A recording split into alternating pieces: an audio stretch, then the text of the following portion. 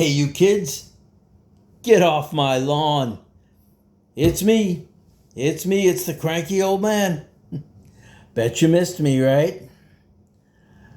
Today, we're going to be talking about 3 albums that I purchased, 3 random purchases from groups that I wanted to hear, but I really knew nothing about. And got a friend named Phil. He hooked me up. Phil always hooks me up. Phil is an awesome guy. But anyway, before we go, let's talk to Wolfe, because Wolfe, well, he helped me with these I didn't help you with a damn thing. Next time you go and buy some albums, you better consult me first, you dumb son of a bitch. These albums were shit fests. Well, one of them was pretty good, but the other 2, I really just couldn't stand. I didn't like them at all. And you just better just don't cut me off. Don't cut me. You know, you live here for free, right? I'm just saying. You live here for free, and your situation could change. But anyway, he's not wrong.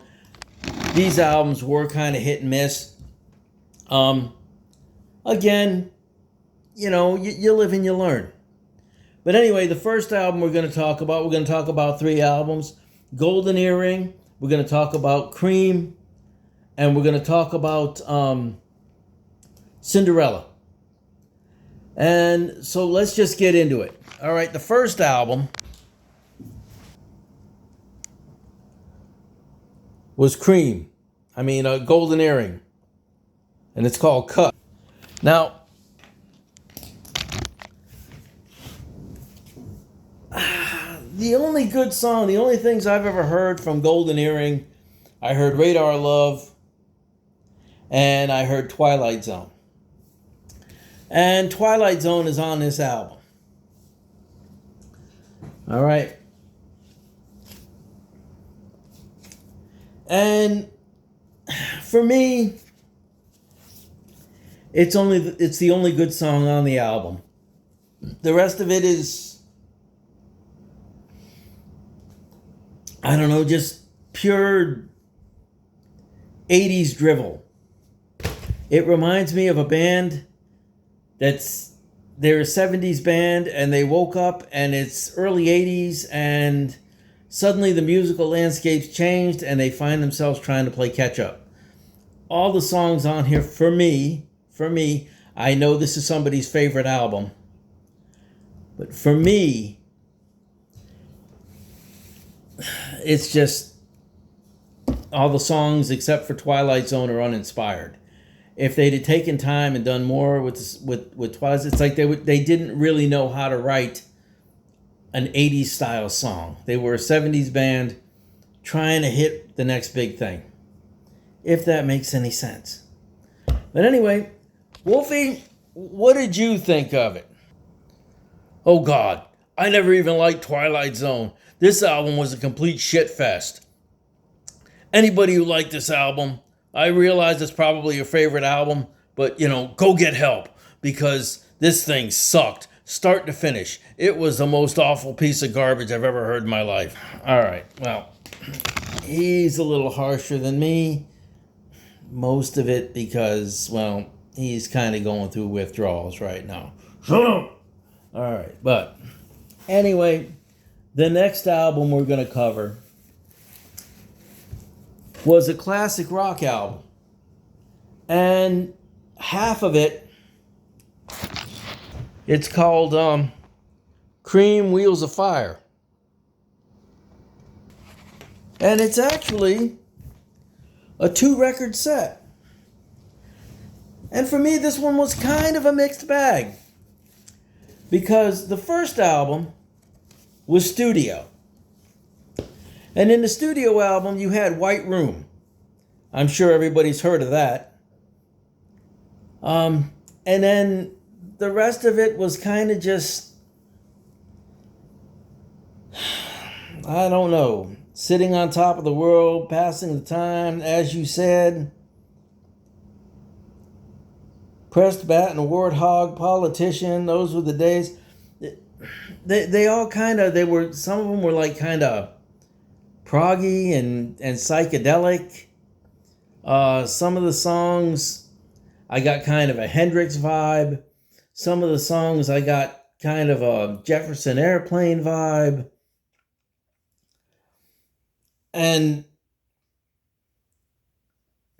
then it got to, even I got a kind of a Zeppelin 3 vibe, which isn't bad because Zeppelin 3 is one of my favorite albums.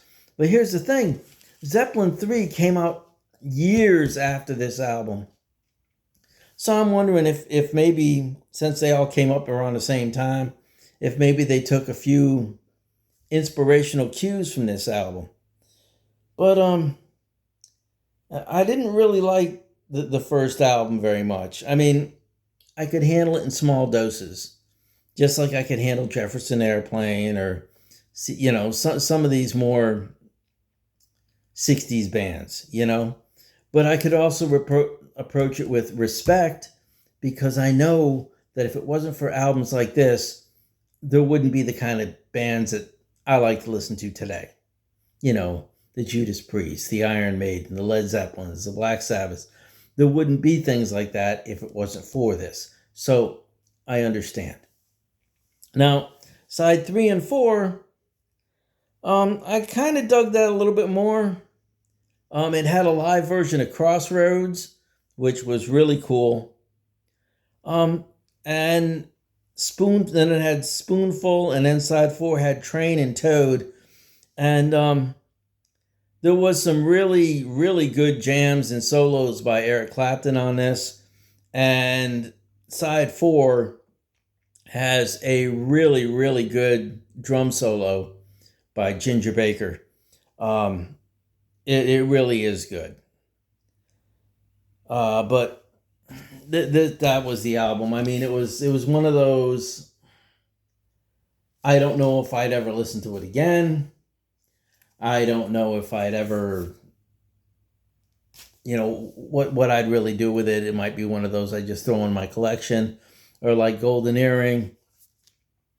I'll throw it in a collection, and if somebody ever mentions that, they're getting a turntable or something like that, maybe I'd give it away. I don't know. It's just one of those albums for me. It just didn't do a whole lot. I respect it. I can admire it. Side 3 and side 4, I would probably listen to again. Side 1 and 2, maybe not so much, with the exception of White Room. On this, oh my God, this album was shit, start to finish. And you said you liked 3 and 4? What the hell's wrong with you? Side 3 and side 4? That was just a rambling mess. All they did was jam. It's almost like they forgot what song they were playing, so they just had a guy do a drum solo. And then that solo, that oh God. I mean, yeah, Clapton's great, but just shut up and play the song already and get on with the next one. Okay, all right. I understand what he's saying with that, but that was the style back then. They tended to improv a lot. He's why don't you go take that medicine the doctor gave you? Anyway, it was pretty good. Now, the last one I wanted to talk about was this one right here. Cinderella Night Songs. Now, this was a mixed bag for me.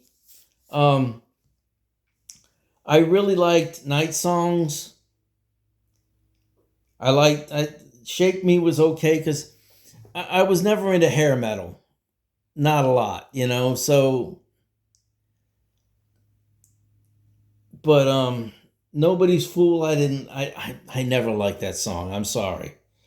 Nothing for Nothing, I liked. Once Around the Ride was okay.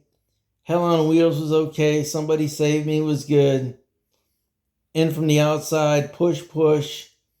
Push Push is probably my favorite song off here. And Back Home Again. Again, Cinderella's not my favorite. Not because of the music, but mostly because Tom Kiefer's voice. Tom Kiefer, I mean, he just sounds like a poor man's Brian Johnson, you know. And to be honest, every time I hear his voice, I think of when I was a young Cranky and I was at a keg party and it was a guy throwing up in a trash can. And he sounds just like Tom Kiefer. The only difference is Tom Kiefer's throwing up on key. So, anyway, that's my take on that. Cinderella, out of the three of them, Cinderella was my favorite. And it is an iconic album. I can't say anything else. Wolfie, what do you... I like Cinderella. I like Cinderella a lot better than I like the other two pieces of crap. I like the whole album. I think you're a jerk saying that Tom Kiefer's voice is a guy throwing up in a garbage can. I don't know what the hell's wrong with you. I think that you should just go throw up in a garbage can. You look like you threw up in a garbage can. You're horrible. All right. Enough of this guy. Enough of this guy. He really needs to go have a beer and chill out. But anyway, those were my thoughts on those three albums. Again, thank you, Phil, for looking out for me and giving me the heads up on these and giving me a fair purchase price like you always do. You know, all my albums already came out of, most of my albums came from your collection. So I know damn well that you're always going to treat me fair. But anyway, until next time, guys, get off my lawn. Unless you're going to cut the grass because it's summertime.